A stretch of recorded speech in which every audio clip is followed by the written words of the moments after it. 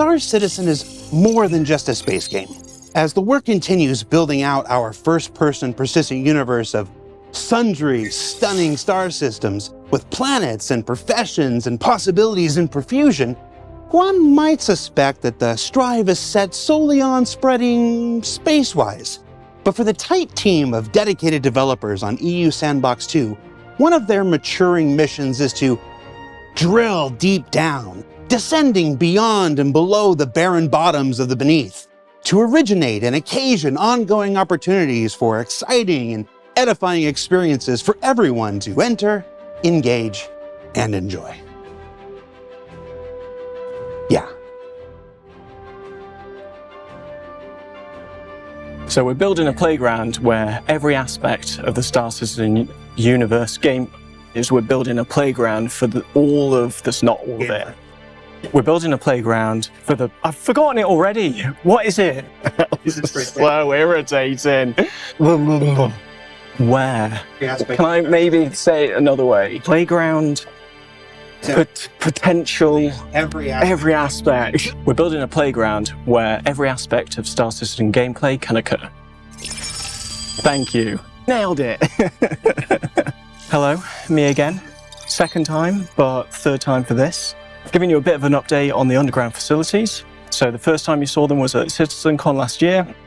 Ian was going through all the concept art. Then last time and first time you saw me, I was going through the planning and all those riveting Excel sheets. This time I'm showing you where we're at currently in production. We're midway through whitebox, and you know, this for us is a good phase for locking down where we're at and where we want to go. It shows us that, you know, we can play the spaces, and you'll see that they are quite big, but our intention is to fill them, and missions that we could have kind of go along the lines of, yes, you've got your delivery missions, but also, you know, maybe you're seeking out and protecting a VIP, maybe you're assassinating a VIP, maybe you're doing a bit of a heist, maybe you're just mining or resource collection. Basically anything that exists currently in the Star Citizen universe and what's to come will also be in here. So try and keep that in mind when we're playing through the spaces. But aside from that, yes, everything is work in progress, so things will change. Just want to get that disclaimer out there now. But I hope you enjoy and seeing where we're up to. Okay, so here we are on Pyro 3. Now we'll just place the UGF here for the moment, just so we can test it on a planet and not worry about it accidentally going into the game before it needs to. And I'm gonna take you in. Now, please ignore my flying skills. They're not the best. I'm just here for doing environments. Now, as you can see, it's quite a large structure on the surface of a planet. There are hangars here. You can land on landing pads. We're thinking about how, you know, the function of the place. So, as you can see, it's quite a formidable structure. Hangars on either side, landing pads, so you can move your cargo back and forth. But for us, we're going to just land, hopefully, on the top. Oh my god, I am really butchering this flight. Whoa, there we go.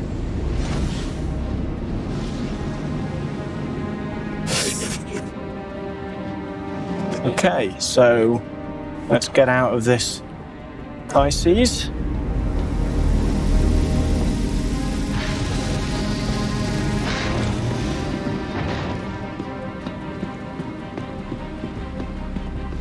Now, as we go in, like I said before, there's lots of work in progress stuff. There's going to be things clipping in and out. Try to look past that and to what it is we're actually showing. It is still work in progress at the end of the day. So right now we're just dismounting in front of our lobby. If we're on a planet with no atmosphere, we've got these airlocks that you can use to go into the main lobby area. And in we go.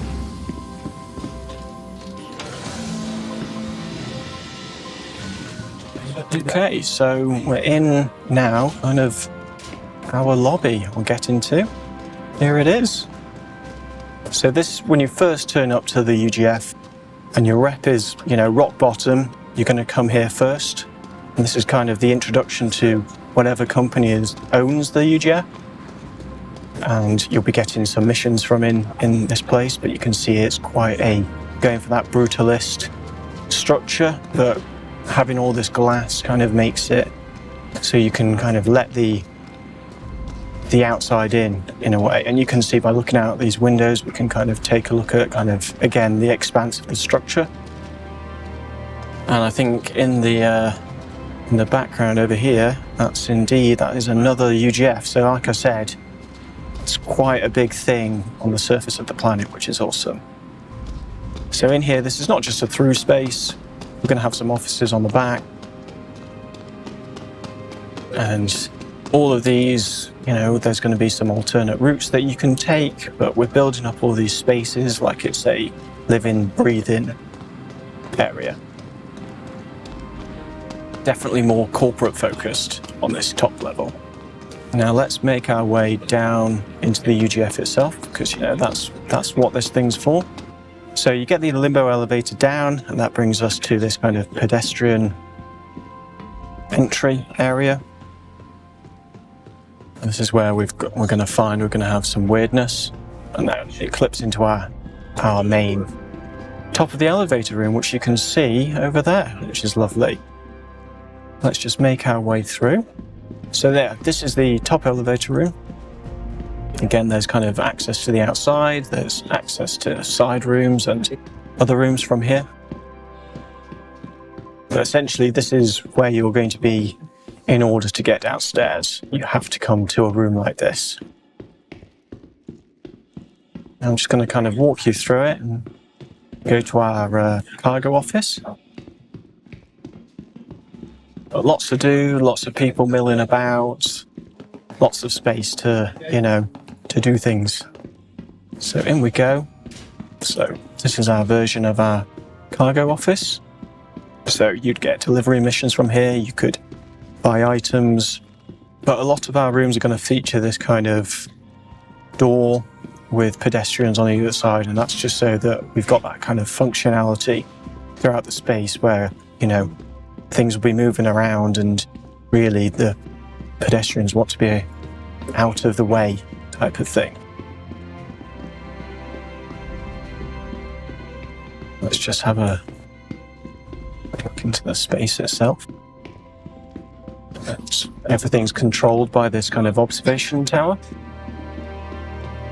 For us, we're going to head downstairs. And we can do that quite quickly on these kind of smaller pedestrian elevators.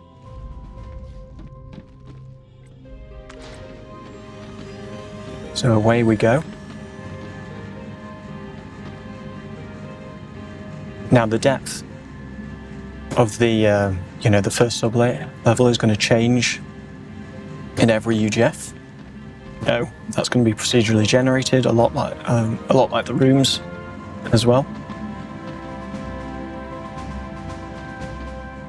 Oh, and the elevator's just kind of moving back up. Now you could take the cargo elevator down, that's fine, but that's going to be fully automated, whereas these pedestrian elevators are going to be more independent and faster as well.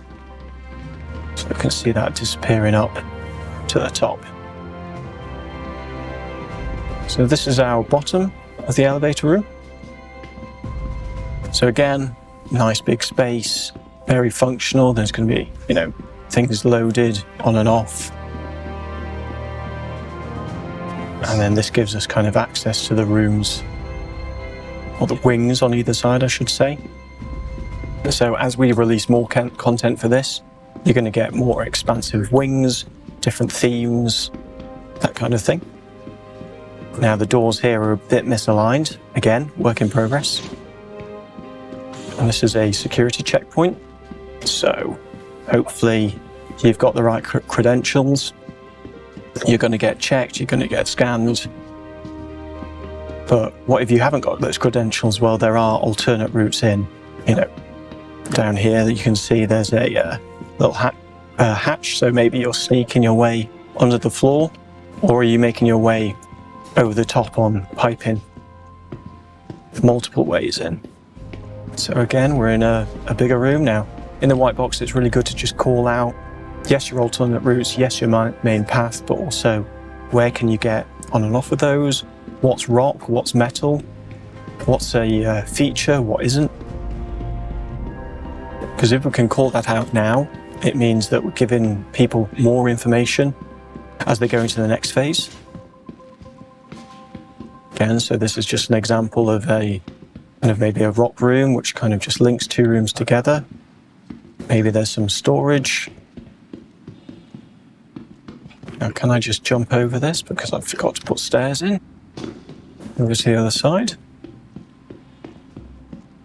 And these are kind of our biggest doorways, but I'm not going to go down this, but we're going to have smaller doors into the space. So in here, it's kind of like, well, where do these lead? We're going to have to wait for that, I'm afraid.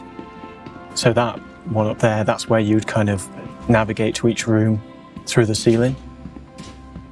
So we're back in that big room from before. Now, when the rooms are this big, we can do a bit more with them. So there's an area out the back here. There's, rooms and maybe even some control points. So what if this bridge, I know it's a little blurred over this chasm, what if you could retract that back and forth? What if it's not even there? How are you going to make your way across? That's not for me to decide, it's for you as the player when you're getting in and out to decide. But for the moment, we're just going to make our way through. Yeah, if you fall down there, you're probably going to die, so watch out for those kind of things.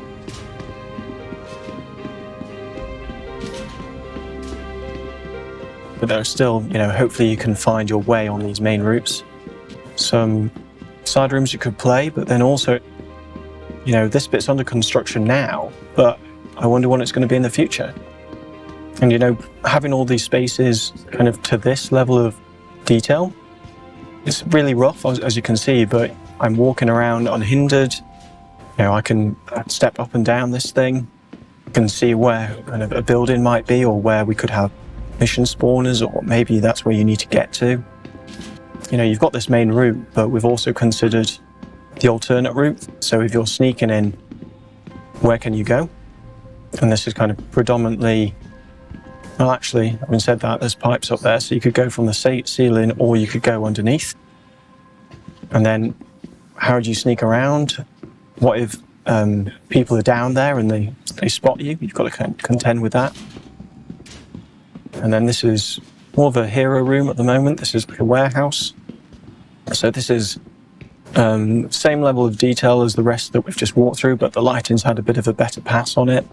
We're midway through this white box process at the moment. Things can change still.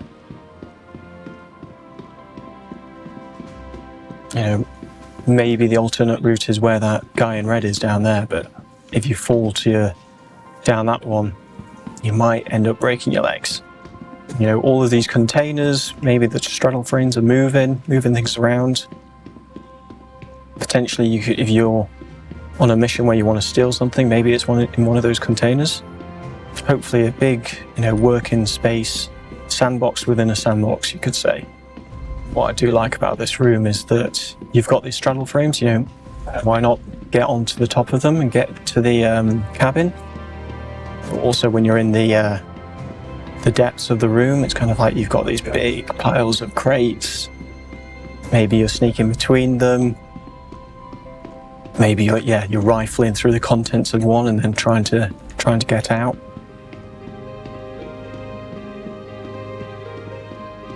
So there we go. That's where we're currently at.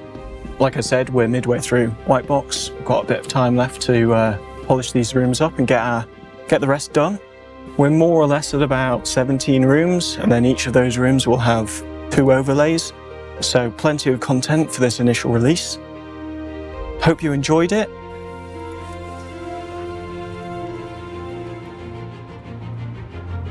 So what did we learn this week? Well, we learned that the new underground facilities are making their way through the pipeline from concept to planning to whitebox with the intention to make their debut on the planets of Stanton and Pyro and beyond. That the procedural assembly of a multitude of room types will enable nearly every aspect of Star Citizen's current gameplay to occur inside them. And that even though they told me not spaceships, I'm never gonna not bet on the Star Citizen community. I believe in you. Now remember that Alpha 3.18 is available now to all players on OpenPTU, so check that out for more on Star Citizen's next major release. For Inside Star Citizen, I'm Jared Huckabee. We'll see you all here next week.